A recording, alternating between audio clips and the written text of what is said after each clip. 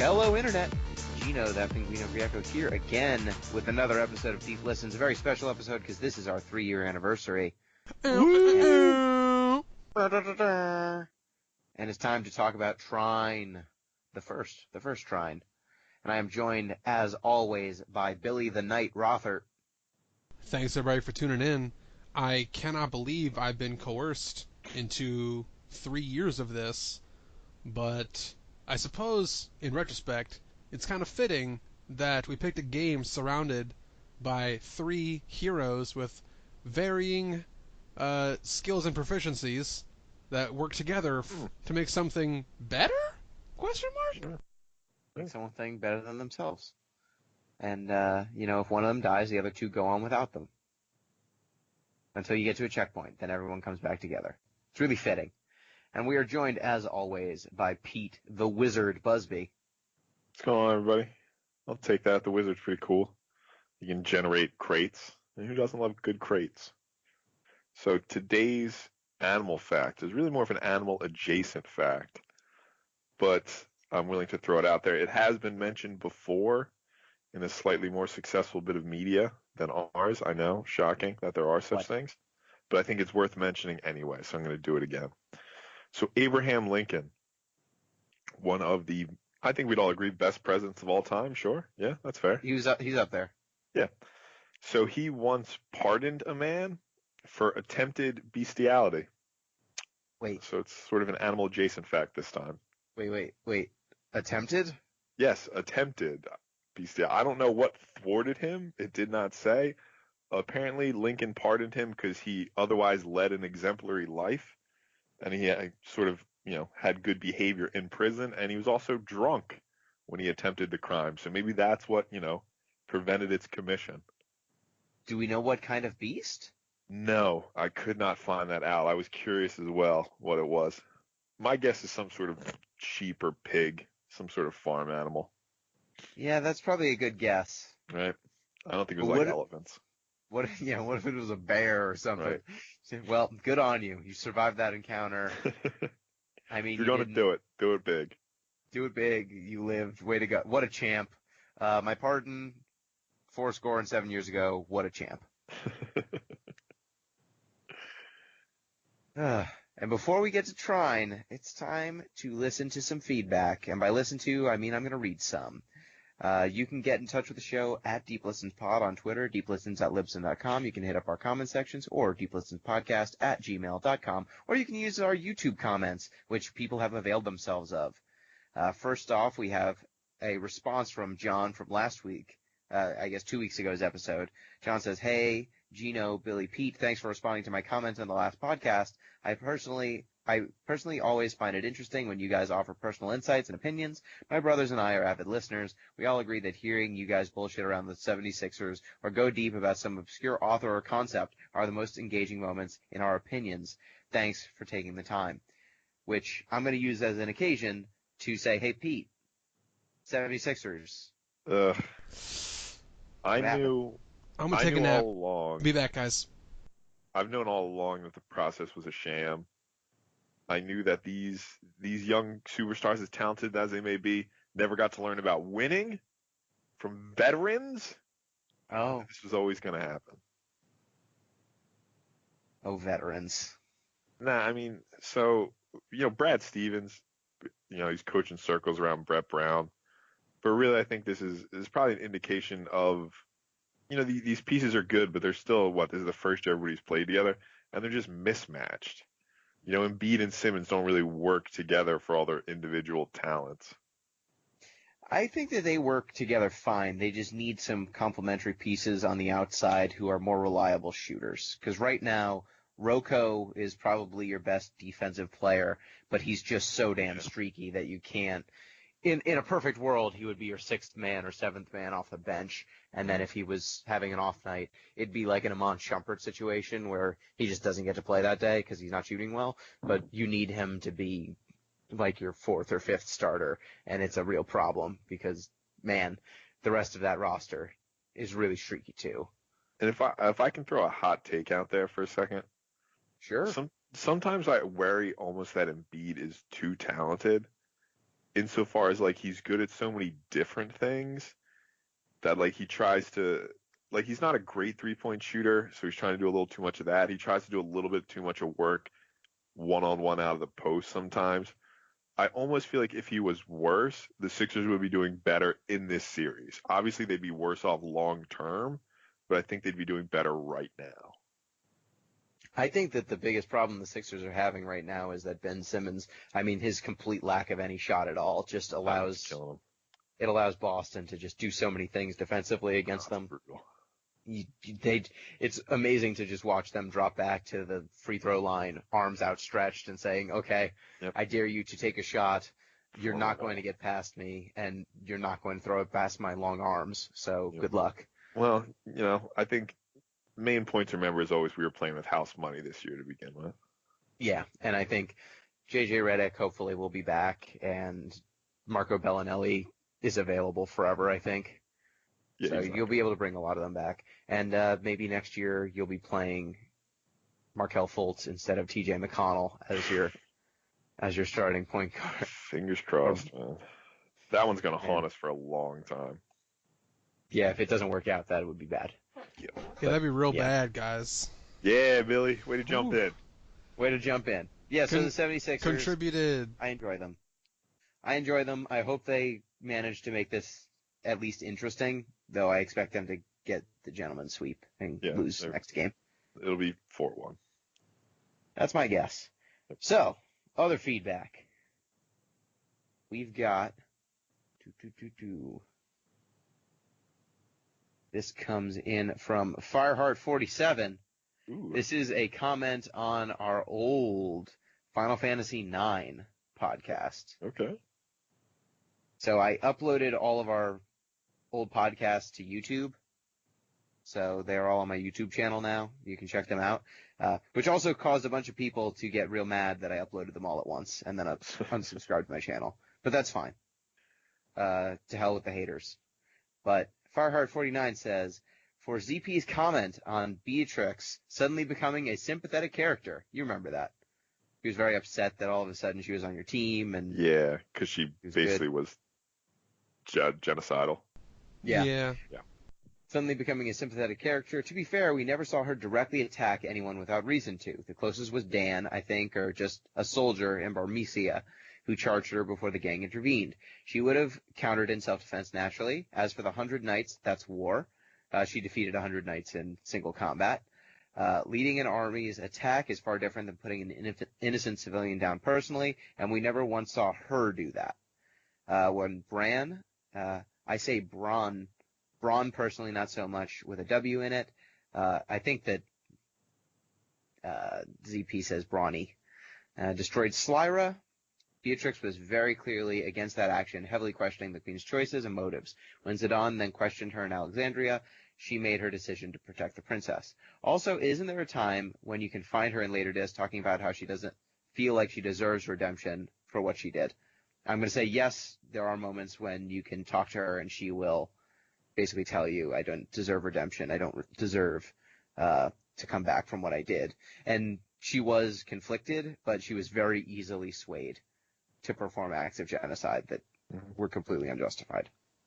And just from a general sort of military ethics standpoint, I mean, I think this is something the military teaches, their own soldiers, is that if you're the general, you're responsible for what the people in your chain of command do. So, she's the leader, right? She's the general of this whole deal. Yep. Yeah, so she's responsible, if her soldiers committed genocide, it's ultimately on her. Yeah, and just because the following orders defense only goes so far. Yeah. And just because she's following orders does not absolve her of all culpability. Following orders doesn't really have a long and illustrious history. Yeah. So thank you, Fireheart. We also have... We appreciate the feedback. Yes. We have a comment from a YouTube comment saying this is on our Final Fantasy trading card game episode. And this one I think is pretty good counterpoint to some stuff ZP was saying.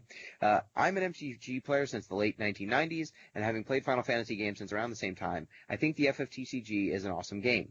Some things take getting used to, such as not being able to use 4 crystal points to cast 1 cost and a 3 cost card, but I think those differences are interesting.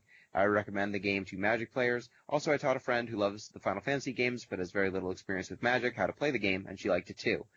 My significant other has Magic the Gathering experience, but has barely touched a Final Fantasy game, and she liked the FFTCG too. It's a well-designed game. I agree, but this just leads me to getting to tell an anecdote that I want to tell from PAX. I don't think I said this on our PAX recap podcast.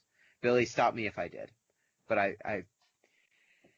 I went to the Square Enix booth at a certain point to, because I like the Final Fantasy trading card game, and there was a pretty large presence of the Final Fantasy trading card game at the booth. You'd think if one was going to be at PAX and one of the largest game companies created a trading card game, that at a board game and video game convention, one might be able to find a game of that card game, right? Is that unreasonable, Billy, Pete? Think that's unreasonable? Not unreasonable. I'd say that's actually the standard.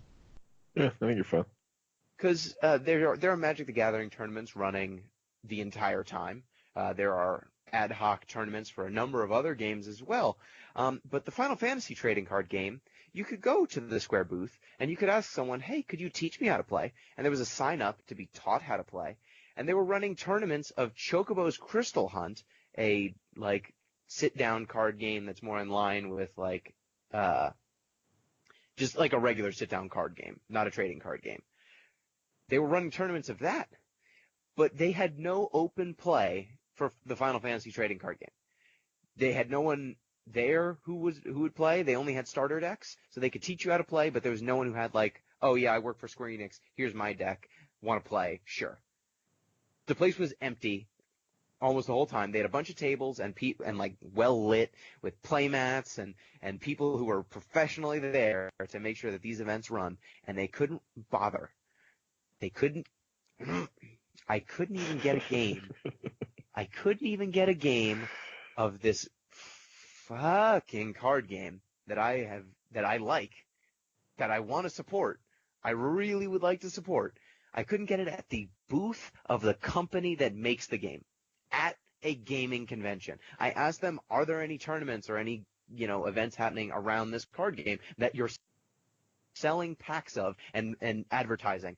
No, they said, but there is a regional qualifier, I think, happening at one of the hotels nearby. They tried to send me to a hotel down the street to maybe find some card games. So I'll say, Gino, yes, you did just briefly mention this in the PAX recap, but I wasn't going to stop you because I think you raised really good points about this. And that's just high quality content right there. I mean, you went in and you had reason to do so. I felt like I was talking to someone who was trying to send me incognito to a prostitute or something. Oh yeah, I don't have what you need, but if you go to this hotel room and knock twice, then they got what you need. Then you can play your foil squalls, you fucking sicko. And want to know what's something even worse? The Final Fantasy trading card game is finally getting larger distribution. They used to be locked down on one distributor, and now that they're finally getting distribution to other distributors, the comic book store that I was hoping would start carrying it is going out of business. So thanks, Final Fantasy trading card game. I want to love you, and you make it so hard. Damn you. And last bit of feedback, I think. Yep, last bit of feedback. This is from some lunatic who goes by Zombie Pie. Never heard of him. Sent this comment on YouTube for some reason. Why is he commenting on YouTube? I don't know. He knows us. He personally. does. He does. He was talking to us for 13 hours. He could he sends this on text YouTube. us. Gets our numbers up, I guess. But you know what? Thank you, ZP.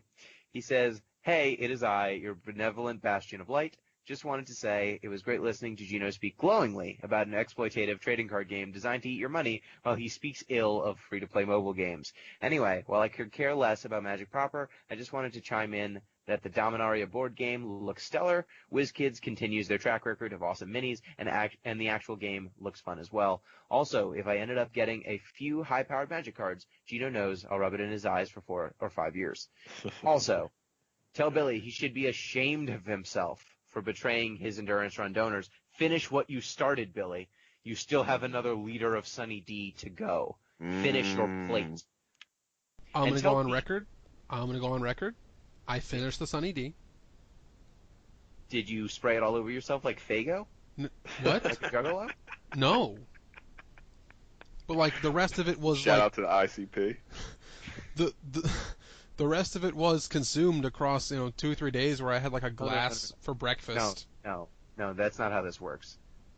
In a year, we're going to have to spray you down with Sunny D like it's Fago. I just feel like that's unnecessary. No, it's necessary. If there's anything that I should do as far as finishing my plate, it's going back and trying to beat 4 kings with literally a fucking hatchet and no upgrades. You should do that too. You should finish both of your plates. I don't know of a way that I can... Like, I think I am, like, physically locked out of a success condition to beat the save file of Dark Souls that I started on the Endurance Run. Then this is your life now, Billy. What if we sprayed you with Sisyphus. Sunny D? This is what you do. What if we hosed you down with Sunny Delight? I feel like I'm just going to opt out. Do you think your hands just aren't sticky enough? Is that it? Oh, Pete, I know what the problem is. We got him the regular Sunny Delight. Oh. He really needs the smooth and creamy. It was smooth and sweet flavor, and since you guys brought it up, we might as well go down the list of all the Sunny D flavors because some of them are actually delicious. Lies. No. We're fucking doing this. We're fucking doing this. Antifreeze is supposed to be pretty sweet too, but I wouldn't drink it. Honestly, antifreeze smells delicious. I don't blame dogs for drinking it. So we got we got tangy original, smooth and sweet, orange strawberry, orange pineapple, orange mango, orange peach, fruit punch. Wait, hang on a sec. How many different flavors are just orange with something else smashed into it? All. A couple more. A couple more. So I left off on fruit punch. Then we got orange passion fruit. Here's a cool one. Orange carrot. Interesting. Ugh. Green apple, blue raspberry, mango, peach, strawberry guava, lemonade, cherry limeade, watermelon, and that's it. And snozberry. It tastes like snozberry. Nice. God, Sunny D's the worst. Yep. So look forward to next year's Community Endurance Run when we hose Billy down with Sunny D and he finishes his damn plate. So not happening. The rest of ZP's comment, and tell Pete that his home team outperforming expectations vindicates Hinkie and justifies the process. Why did Pete even doubt the same process that worked for OKC and Oakland wouldn't work for Philly? Did it work for OKC? Yeah.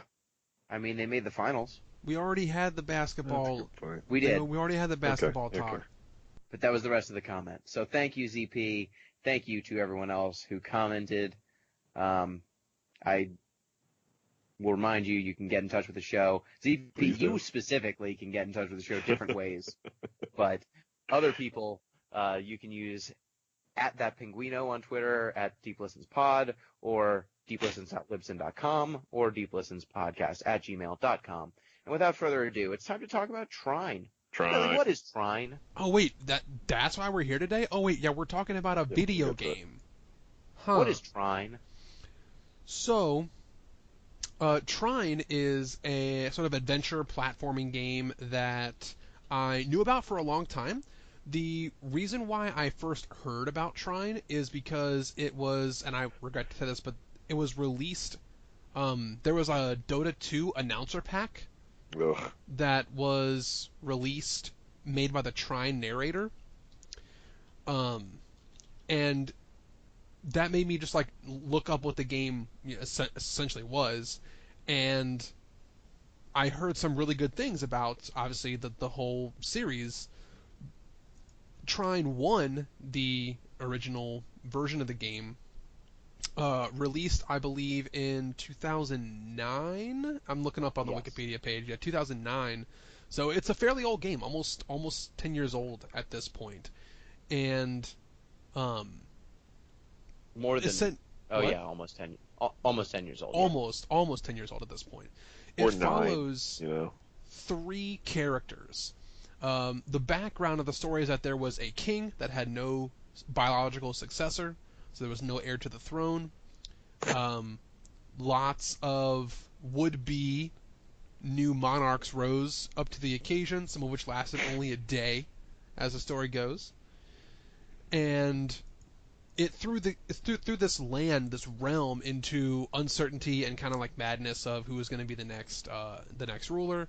All of a sudden, this power emerges that seems to bring about an animation of the dead. So we get this skeleton army rise up in the kingdom, which makes the kingdom have to kind of like dissolve and dissipate. People leave, and the few people that are left include a thief, a wizard, and a knight.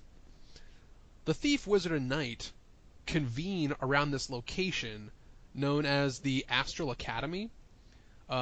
Unbeknownst to each other, they don't know that they're all there for their own various reasons, and they all stumble upon this artifact. The artifact is later revealed to be the Trine.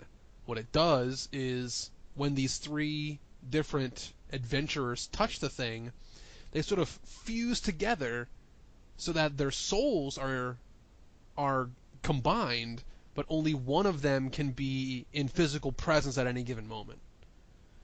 Yes, So it is 3 warriors, 1 body. Right, 3 warriors, 1 body, sort of like hot swap between them.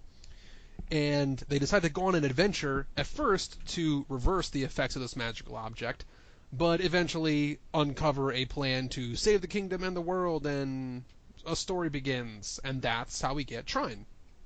Yep. So, the 3 characters, the wizard, the thief, and the knight, each have their own unique abilities. Amadeus, Pontius, and Zoya. Yes. They have Amadeus, names. The Pontius. wizard, Pontius the knight, Zoya the thief. Yes.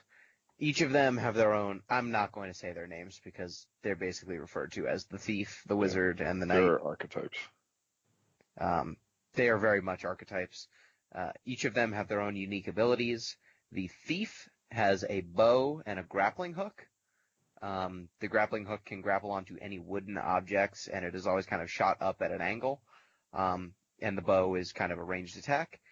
The wizard can conjure blocks and platforms of different types, and his way of attacking is by manipulating objects in the environment. Like, he can pick up stones and just bash enemies with them, which is kind of funny because you don't really need that much momentum for it to count as an attack. You can just kind of drag an object over a skeleton and it will fall apart. And then Pontius the Knight has a sword and a shield. He can block arrows and bullets and stuff, and he's kind of your melee damage dealer type. He's the best at combat. So before we get too far into things, I'd just like to point this out.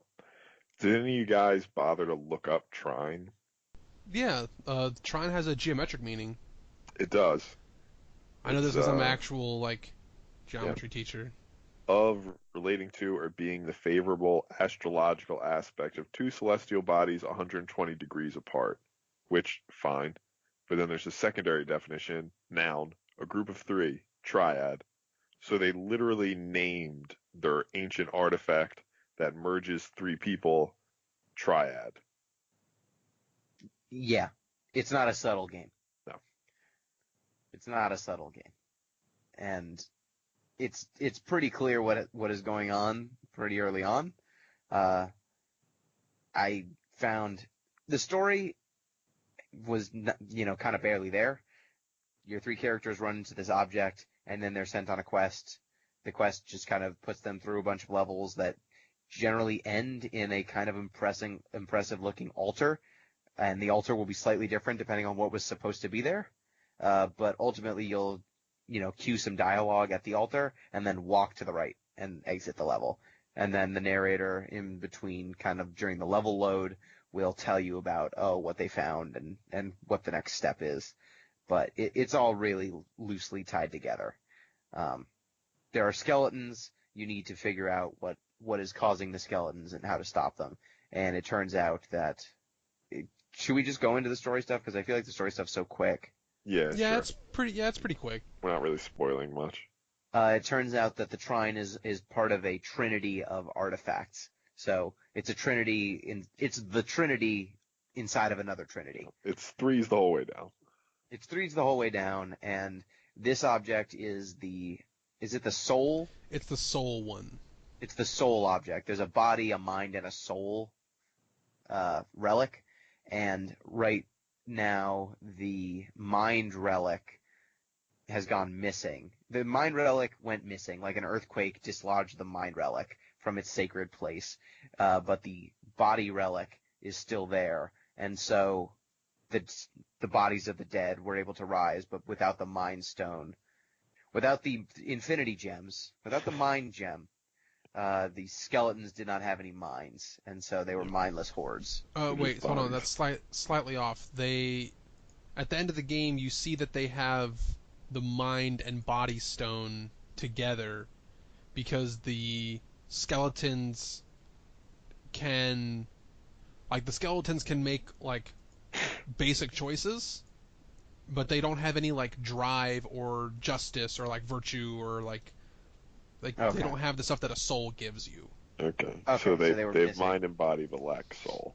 They're missing the soul stone. Okay, fine. Okay. All right, good to know. So they're still going to be 3 stones away from the Infinity Gauntlet, but they've got 2 of them. Got it. So that's pretty much all you're doing. Like, you're trying to get these MacGuffins and run to the right as you're getting them. Now, I think the gameplay is slightly more interesting.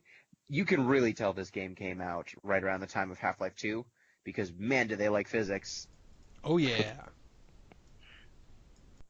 What did you guys think of the different physics-related mechanics? I did think the grappling was kind of a pain in the ass. Like, I couldn't really figure out exactly where the momentum was headed. Is that just me? That's probably the best part about the grappling, because if you get good at it being bad, you can, like, skip big parts of the level. Yeah, I mean, you can definitely launch yourself, but I don't know. It seemed wonky. It was very wonky, and its wonkiness allowed me to skip large parts of the level, and I enjoyed that. Because I've played Bionic Commando, which it's all focused around a grapple mechanic, and this game, when you're grappling, you can go up and down, kind of, to set your character's relative height, and then there's kind of a minimum height. And so if you're on a branch and you want to get on top of the branch, ostensibly you shouldn't be able to do that, right? Because you should only be able to swing forward. But if you kind of extend your character as low as they can possibly go and swing back and forth, that will give you more momentum than if you're swinging back and forth on a short rope. And then kind of retract in and jump at the same time, you can get upward momentum and not just forward momentum. And then you can kind of end up, because the physics is really loose. It almost feels like Little Big Planet, like everything is really loose and floaty. Yeah. And everything feels kind of slick when you're brushing up against things. Like it's really janky to watch the animations, but that allows you to do sort of weird physics things, like throwing your character on top of a branch that they are swinging under.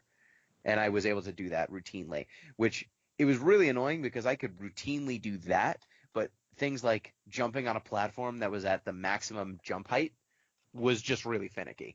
Like sometimes my character would, clamber up the ledge. Sometimes they would just bang into the ledge and fall off.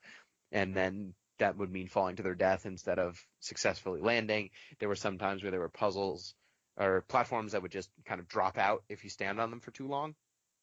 And your characters have a slight acceleration moment that they need to use before they change directions.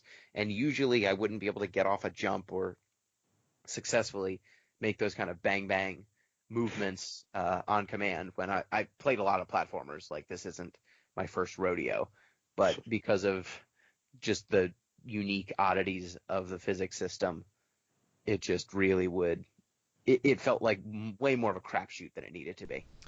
I think my favorite oddity of the physics system was that you could, as the wizard, conjure an object in midair, like over a gap or like a ravine, Hmm. wait for it to fall to your level, jump to it for a second, and then jump off it real quick, and you get to the you get to the other side. Yes, I did. It's like That's impossible, right? I don't know a lot that's about physics. that's impossible in like real physics, Yeah, it seems but it was like it. a core part of speedrunning this game. I watched a speedrun of Trine. That was a huge part of it. They'd be like, "Yeah, I'm just gonna play the wizard, and there's not supposed to be a way to get here. I'm just gonna make a block, and I'm just gonna time it so that I jump on it as it's falling, because you can just jump to a falling object because everything's so floaty." Yeah, and I did that. And it feels dope as hell when you do it, but you realize that, one, this isn't the way this game is supposed to be played, and two, it really reveals that these characters are not super balanced. Like, there are moments when you are definitely supposed to use the knight because there are a bunch of skeletons, and he's really good at killing skeletons.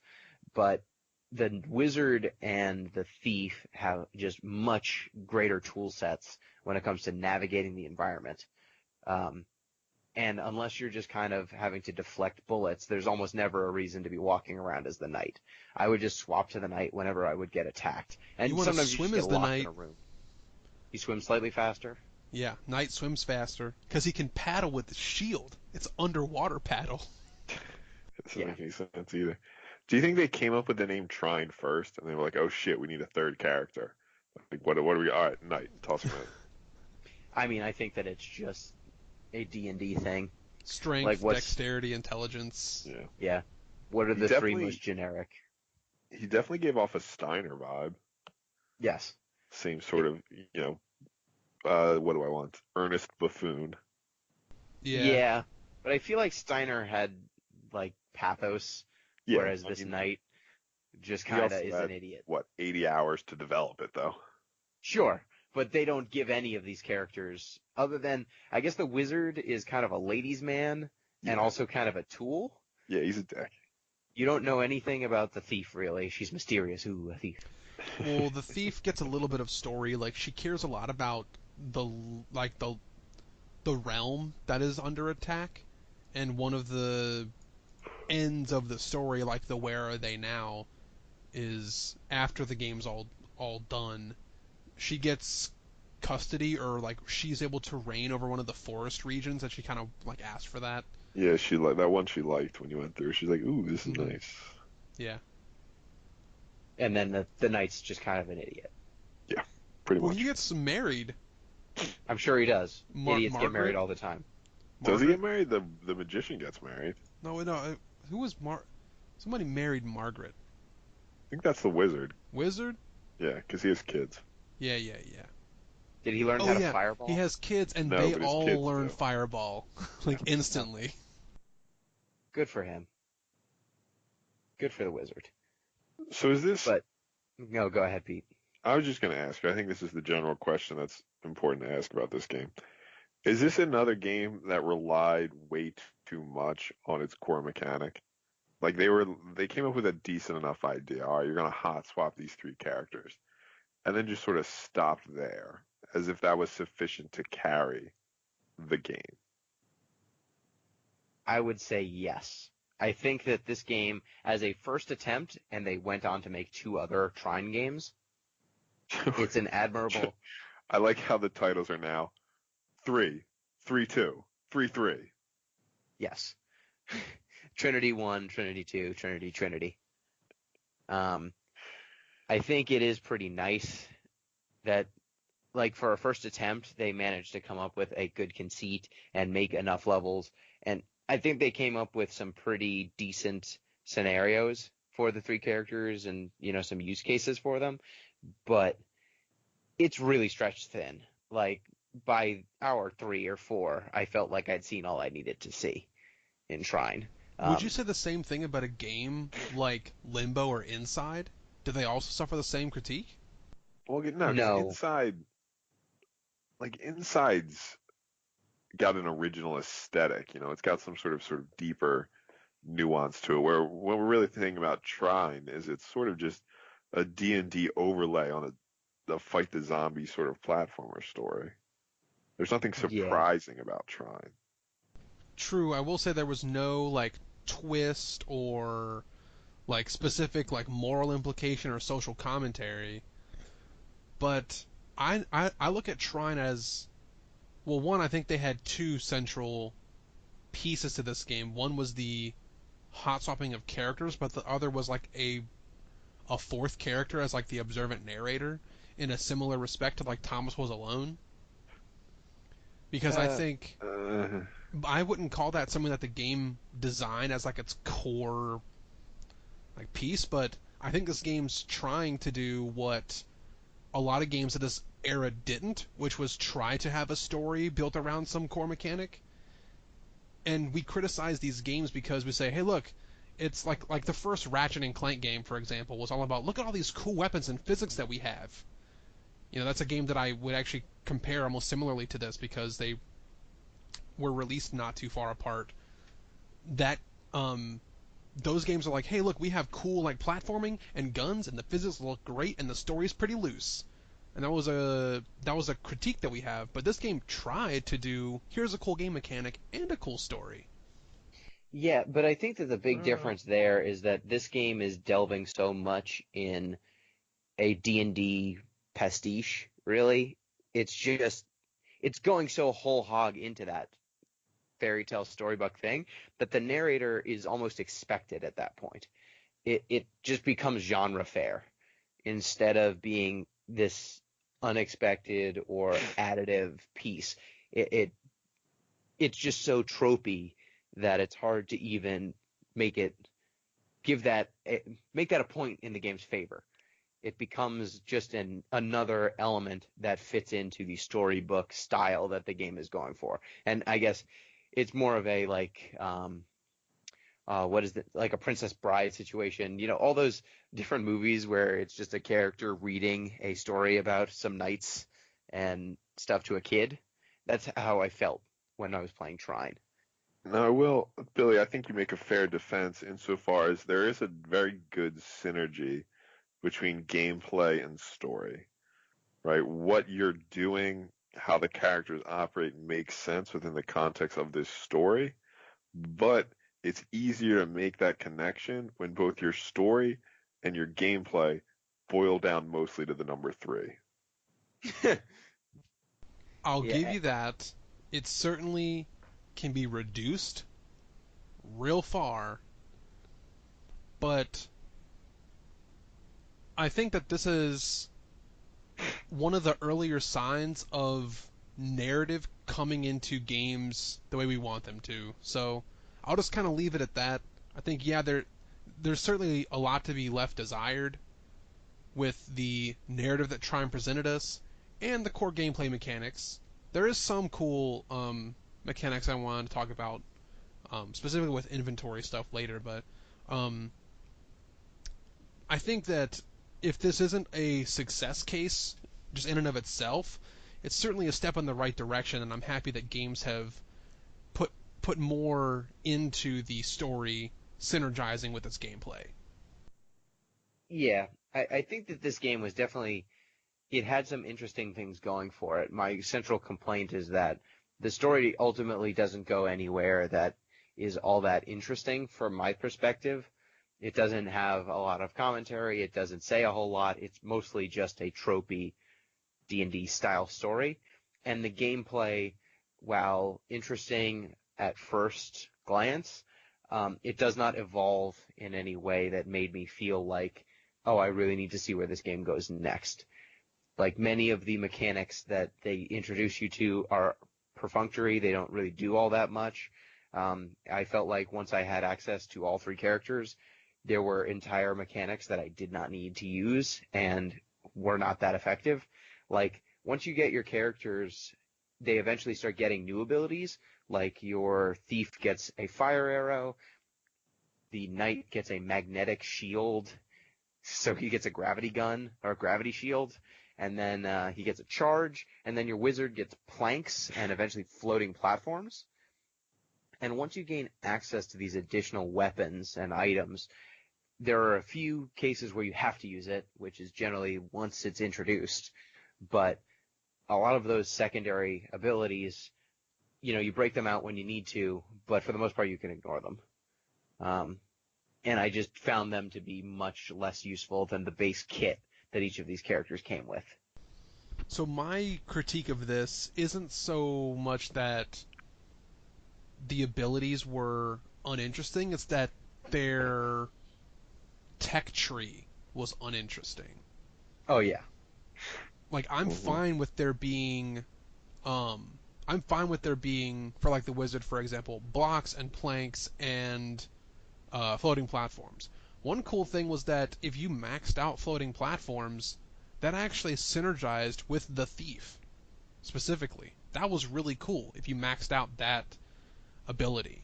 Because at first it starts as a floating platform, and you put a point in it, and now the thief can grapple to them, and you put another point into it, and if you can connect it with fire, either through the flame sword on the knight or the flame arrow of the thief, it can like blow up. That's cool. But that was like one of the only times in the game that any sort of tech tree had any kind of synergy or cool development. Yeah, and for so often in this game, like the tech tree was doing things, but the game doesn't ask you to do anything so extreme that it would be useful. Like there are boss encounters in this game, quote unquote boss encounters in this game, but they generally boil down to here's one large enemy, run up and mash up on it with the knight and block when it attacks you. But at no point did I feel like I was being precise when I was taking down bosses. Mm-hmm. I was just rubbing up against the enemy until it died. And as far as tech trees and skill progression is concerned, as much as I love just like optimization and grinding, and I did get every experience point,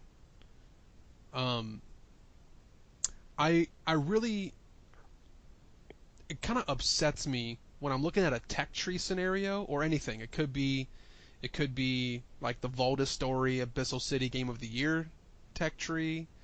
It could be Sphere Grid, Final Fantasy X. Ugh. Whatever it is, that's a tech tree type thing. I always hate it when you level up and you get a skill point to allocate, and your best option is to not spend it and hope something better comes along later. That just really makes, that just makes the whole idea of a tech tree fall in its fucking face for me. Do you have the same problem with having to save points for like higher cost upgrades? Not necessarily, but I wish that didn't exist either. I would much prefer. Okay. So like here's what I'd prefer. I'd much prefer there being an ability that I want somewhere down a chain that I have to get like marginal benefit, minor upgrades to qualify for. Got it. So you know what I mean? Each point gives you a discrete upgrade. It's just some of those you don't really want. You're just working towards the better one further down the line. Yeah, like they're like nice, but that's kind of how the sphere grid was. Okay, that makes Every sense. sphere I think cost the same, right, Gino? Yes. But like you wanted the one that was at the end, so you kind of have to work your way up this chain to get to it. Generally, I'm fine with that progression. And then that system also had shortcuts and different ways that you could jump around it to kind of customize your characters as you wanted. This game, it's 3 completely linear tracks. Each of your character's abilities can be upgraded up to 3 times, and the higher level upgrades require more experience levels. So if you're going up to level 2, then it takes 2 pips. If you're getting up to level 3, it takes 3. And you're just basically expecting to, at a certain point, if something's not available to your character yet, you can expect that they will eventually find that ability, and then that ability will be upgradable. But you don't know what it is at any specific time, and you don't know what like the level 3 upgrade is when you're at level 2, if I remember correctly. If you're at level 1, you don't know what level 3 is. Right. If you're at level 1, you don't know what level 3 is. You only see what level 3 is once you get to level 2. Yeah, so you can't. So Billy, I guess your central complaint is that you can't properly plan because the game doesn't reveal. One doesn't reveal what the next ability is going to be until you get it, and then it doesn't let you know whether the future upgrades will be worth a damn. I don't know if lack of planning is what really does. I mean that certainly is a rub for me. The real thing that I am bothered by is saying I've just got a skill point. The Can't best spend it. choice is to not use it. No, I could, but like the best choice is to not use it. That's what I really have a problem with. Yeah, and I guess one of my larger problems with this game was that as you got these experience points and skill points, it really didn't matter. Like you were Especially eventually for going like to the upgrade wizard, everything. because two of his abilities are block and plank, and his level 2 and level 3 upgrades are make 2 of them, make 4 of them. That's really boring. And games like, let's talk about some other skill trees that we've seen, and two come to mind that are both really linear but still better than this, is Ori and the Blind Forest and Dust and Elysian Tale. Yeah.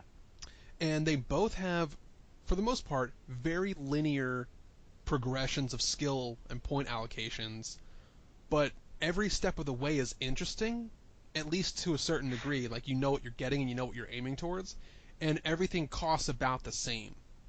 Like, I think in Dust, some of the higher level ones cost more. I forget exactly, but you like knew that going in from the start, and it was kind of scaled the same way across the board. I'm not Mhm. so upset with that. That was fine. But as far as tech tree is concerned, this is a pretty early. I can't even give it that. It's not really that early as far as tech trees are concerned. It just leaves me a lot. It leaves a lot that I want more out of this tech tree. I don't know. My words are escaping me. It's been a long day. Yeah, I think that that's fine. Like this game, it's fine. It is a product Now, of its time. This game I could not be more 2009 if it tried. I did, however, I actually kind of enjoyed the inventory system. You did? I what? Why? There I was think an the inventory inventory system system. was totally fine. No, I'm just asking literally why. Tell me. Explain. So what little customization I had, I could kind of throw around in the inventory system. There were certain objects and things you could find, and I found all of them, that were that actually could be spread around in different ways to create some cool customization. There was actually a part of the game where I used the thief more than the knight in combat because I made fire arrows so good. Hmm. Um, and here's another critique of the upgrade system. Actually, the tech tree. One of the tech trees actually made the thief worse, which was her bow draw speed got Making increased if you spent points in it. so making it faster was bad? No, like it actually made it harder to get like an arc shot. You know what I mean? Because like you'd reach like Oh max yeah. power too fast. Yeah, yeah. And you definitely arcing shots was one of the ways that you could kind of cheese the game. Yeah, yeah, yeah. And I love cheesing games. But anyway, I'm getting off track. Where you were asking about the inventory system. So a lot of the inventory items offered flat buffs or like scalable buffs to health, mana, damage, that kind of stuff. Oddly enough, there were a lot of I shouldn't say a lot, maybe like 3 or 4 of these inventory items and accessories that were exclusive to the wizard, but none were exclusive to the thief or knight. Because Yeah. there were a couple that said like, get this item and you can just have 2 more blocks or 2 more platforms. You could get 6 total in the game if you had this item on. Yeah. And Totally which is fair. unnecessary because after 1 you really don't need that much more. Um, but I could actually give some of my mana efficiency items to the thief for better fire arrows and some of the damage things to the thief for fire arrows, and it made her comparable, if not better in some cases, than the knight in combat, especially in some of those areas. I'm thinking like kind of like midway through the game or 2/3 of the way through the game where you're not just fighting on a big flat surface and there's a bunch of skeletons running at you, but when they're at different levels of elevation, Thief Yeah. actually was better prepared for that in most cases. She just couldn't do the damage. It But just was annoying. if you gave her enough mana to just kind of spam fire arrows and buffed her damage a bit, she actually did better in those fights than the knight. So that was a part of the game where I thought, okay, I have a bit of customization here, and I was able to spec my my trio for a different, like I guess a different way to play. Because I think there was one item that would say if this character is not being used, then it regens their mana. So I'd give that to the wizard, and then I was like, I don't need to have mana efficiency. I can just refill his bar whenever I feel like it, because I'll just not use him when I don't need him. Plus, mana and health are pretty easy to come by, so I didn't need my already efficient wizard to be more efficient. I kind of used that to unlock another character. Mm-hmm. But again, it was only one opportunity to really do that, which was turning the thief into a better attacker by speccing her with wizard and knight stuff. Mm-hmm. So, that's kind of the end of me for the inventory and tech trees. How did you guys feel about difficulty of the game as it got to the end? I mean, every time this game's difficulty went up, I was not thrilled. So, like, there was one time that I kind of made a sour face at the game's difficulty, and I was pretty down with this as a casual platformer. This is actually just what I needed after, like, a stressful couple of... Like, April was pretty stressful as far as both my work-life balance and video games, because we had PAX, which was fun, and GVCR, which was fun, but both those things are also kind of stressful. Mm-hmm. So I just had a really chill, like a real chill-ass time playing Trine, and I think that's really what I needed. And my favorite level is probably the Ruins of the Parish. Mm-hmm. And that's where Zoya ends up staying after they beat the game. But then the Iron Forge, which is the second to last level, right before the Tower of Sarek. Sarek is the name of the king, like the old king that died and is a ghost and has the body and mind stones, whatever. Like the central antagonist, sort of, I guess. Mm-hmm. But the level right before there, all the 13 levels before that kind of up the ante on platforming tightness, which I liked. Sure, like they were marginal increases, and they didn't add too much more to the game's, I guess, like central theme, but Iron Forge did something kind of different that I didn't like. It just added a bunch more places where you could take damage. And so what that did for me was it actually did two things. One, it made me have to restart more because I would just die.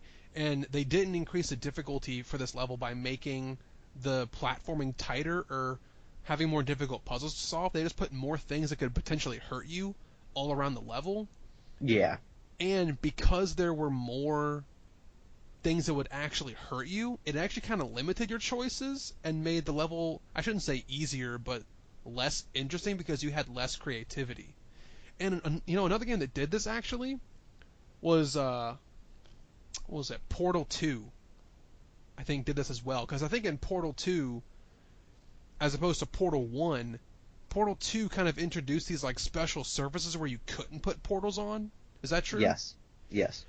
Because they introduced that as a new as like a new surface, it actually limited your options, and so it made you have only one or two ways to possibly do the level, and they were more obvious because there was less choices available for you.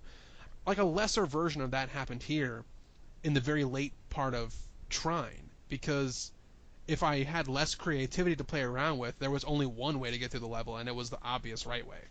Does that make sense? And that was what I ran into that was what frustrated me a lot when I was playing, was there were a lot of levels that felt like they were designed specifically for one character to make their way through it. With the exception of the wizard, who could basically get through any level at any time because his ability is fundamentally game-breaking. So you generally just got into levels where it was like, oh, this is a thief level. Everything is wood, so you can grapple as much as you want. It's very vertical, which is excellent for her moveset.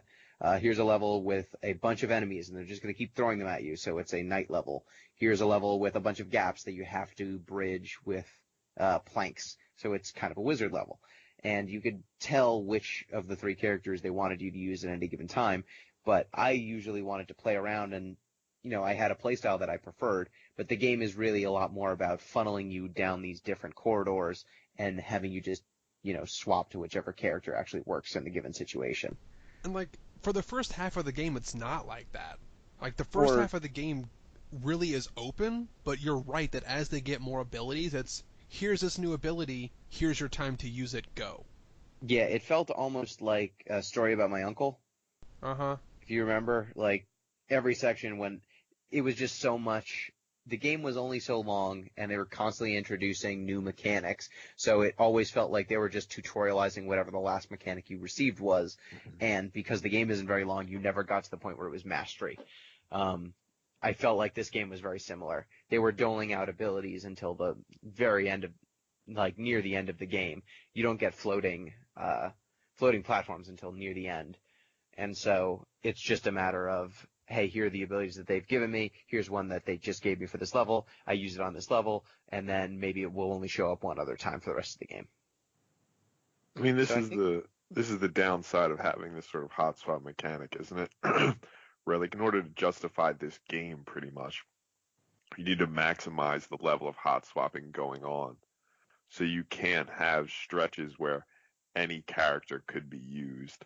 They each need to have basically individual assignments such that you have to toggle between them. yeah, and I just found that I liked playing as the thief because I like Bionic Commando, and I did not like playing as the other two characters, and so 2/3 of the time I was having a bad time. I enjoyed playing the wizard because I found that you got the most unintended routes with the wizard. Yeah, I would say the wizard, I just felt like I was cheating when I was using the wizard. Yeah. When I was using the thief, I felt like it was a skill thing. It had that blend of skill and kind of unfairness, whereas the Mhm. wizard just felt like I had wall hacks or something. Yeah, And basically. and like there were some puzzles that I was able to solve with the wizard by just making enough boxes. Like there were times where, you were jumping over a pit, and I would just fill the pit with boxes. And so there wasn't a jump anymore. It wasn't a difficult jump or like a timing thing anymore. I just had a platform where before there was no platform.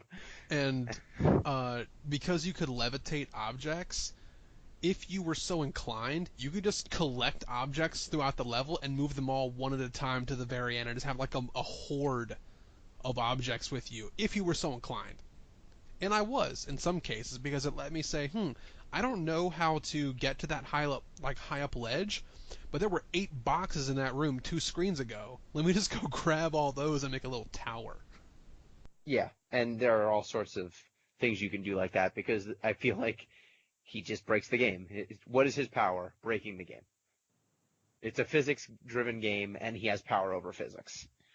Um, and I think we should just talk very briefly about the multiplayer because I did not get to play the multiplayer, but it seems pretty broken.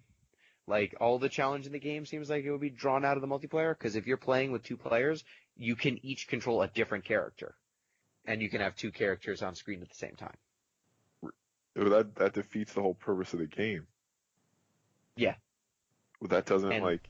It kind of betrays the entire story too, Yeah. because they can't get out.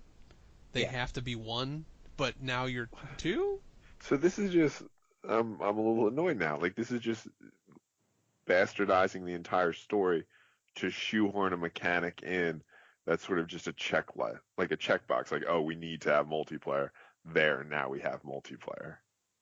yeah, and I feel like it's even worse because some of these characters have central conceits that I feel like are defeated if you have 2 characters. Like the wizard, part of the trade-off on him breaking the game is that he can't levitate objects he is standing on, which makes it kind of difficult to control the wizard. Like you have to do things like drop an object and then run and jump and time it just right. But if you're the wizard and you're levitating a platform and there's another player who can just jump on that platform And then for become the you, wizard. like you can just bridge, yeah, and then trade off. Yeah. Like you can just use the wizard to get around all obstacles. Yep. Trivially, like not even in a fun Yeah. way. Like I'm gonna levitate the box. Okay, swap, swap. Now you levitate the box, and I'll jump over Yeah, it. you basically just get fly. You basically just get the ability to just fly anywhere. In a game where platforming is the central, the central thing going on, giving your characters flight, probably a bad choice. Pretty messed up. Mm-hmm. So, Trine, it's okay. It's an okay game. It is a very 2009 game. Yeah, definitely. It is of its Definitely. era, not greater than, not less than. It was exactly 2009. It was also just exactly what I needed. Like, I will say Trine had some areas where I wanted there to be more, but it was a chill ass game with some beautiful art and nice music and a cool narrator, and man, I just needed that. All right. It was a tall drink of water after my dehydrating, I should say maybe super hydrating Jungle Community Endurance Super Run soaking? experience. Super soaking? I don't know. I guess considering that Sunny D has a certain amount of canola oil, it may actually be more dehydrating than anything. It's I'm sure it was 90% probably like a canola oil. diuretic too. Like I don't know. I certainly had bad digestive stuff after I drank 80 ounces of Of the D. orange inspired beverage. Orange inspired is the word. What an unnerving description. Right. Orange adjacent beverage. We looked at an orange and we were like, what if? What if we like that? It's like this is pretty good. But What you know if we what makes it tried better? this but not really? What if this had more lipids in it? God. You know, I'm done. I don't have anything else really about hold Trine. on to this flavor, canola oil. Well, now that we've learned that your insides are slick, I'd say well lubricated. yeah. Now that your insides are all lubed up, let's talk about next pod. Next And episode. it's Gino's pick? My pick, which means fun, which means weirdness, generally speaking. Ooh. So I have a choice for you guys. I like giving you choices. I'm a big proponent of free will, so I'm all about it. I don't believe in free will, but I think the illusion's useful. So let's go ahead. Would you like a game that rocks, or would you like a game that mariachis? I already regret this choice. All right, I'm just really hoping that it's Brutal Legend. So I'm gonna vote for game that rocks. I'm gonna vote game that mariachis, just so it's a split decision. God damn. Okay, so the choices were Brutal Legend Oh, or what is the name of He name doesn't of even game? remember the other game. I know what the game is. Grim Fandango. ooh. Those are two good choices. The choices Oh. are between Brutal Legend and Grim Fandango. I'd be alright with either. I think I'd prefer Brutal Legend. Have either of you played either of these games before? I own Brutal Legend from a Humble Bundle, but I haven't played it. I've not played either, but I am aware of both. I have played Obviously. both and enjoyed both. I've played Brutal Legend more than I've played Grim Fandango, but I think Brutal Legend is probably more...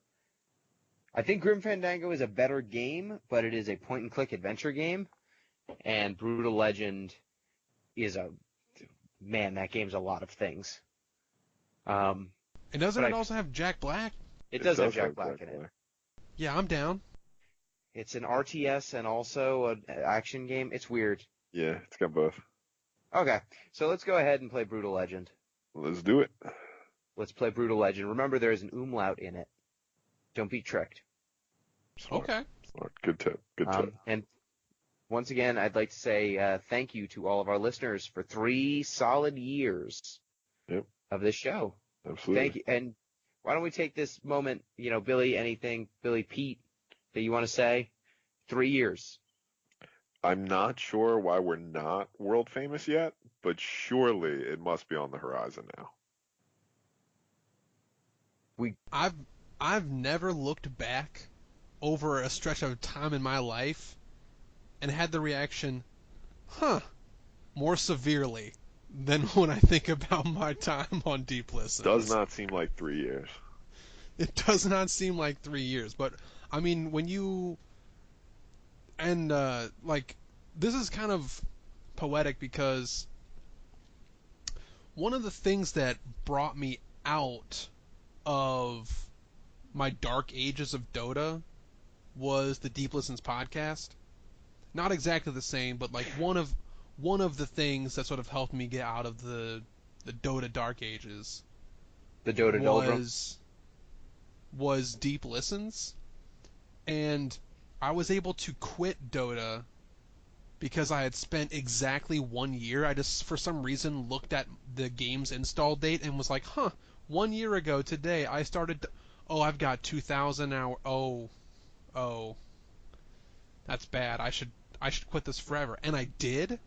And I just sort of casually looked at the first podcast file that I ever made for the show, and I was like, huh, May 8th, 2015. Weird. Oh So no. I've had a couple of moments in my life where I've just like, through sheer luck, have seen something from start to finish on a very specific time. I'm not saying like we're finished or anything, but like it's kind of that's like a weird coincidence to see something at a very specific anniversary of it and then be able to reflect exactly that duration of time. Mm-hmm. This has certainly been fun, and I tell a lot of people about it. I'm like, you have a podcast? Yeah, it's definitely like an interesting weird conversation point. And sometimes people know the show, and that's fun. Sometimes people know the show. Sometimes your friends are like, hey, I've been listening to your show recently. Oh, Yeah. wow. Thanks, bud. Thank you. Yeah, so thank you to everyone who's been listening for these 3 years. I'm sure there's someone who's listened to the whole thing. And if you're there, if you're out there, if that's you, write in. Yeah, I'd let like us to know. We all know him. I offered that he could just come on the podcast and pick his own game, but If you're that person, he's mutual friends with all of us. well, we know of a person. If there are other people, if we're speaking to not just one person, and the numbers of downloads say that there's probably at least 2 to 3. Yeah, there's a few of you out there. Keep it up. There's a non-zero number. Right in. And thank you for listening. And one other thing I'd just like to announce, I've started just streaming when I'm doing podcast prep for this show, as long as the game is streamable. So if you want to check out me getting ready for the show and trying out the games in real time, you can do so twitch.tv/thatpinguino. I'll be streaming semi-regularly. I figured I'm playing these games anyway. I might as well. Yeah. So, till next time, we're going to be playing Brutal Legend next. Thank you, Billy. Thanks everybody for tuning in. Happy 3 years. Trine was pretty good. I think it was what I needed, but I did want some more. Thank you, Pete. Always a pleasure, guys. I think the gap between Trine and Papers, Please may be one of the largest week-to-week jumps we've ever had, which just goes to show you Deep Listens has something for everybody. Tell your friends. And thank you, listeners. Till next time. Peace.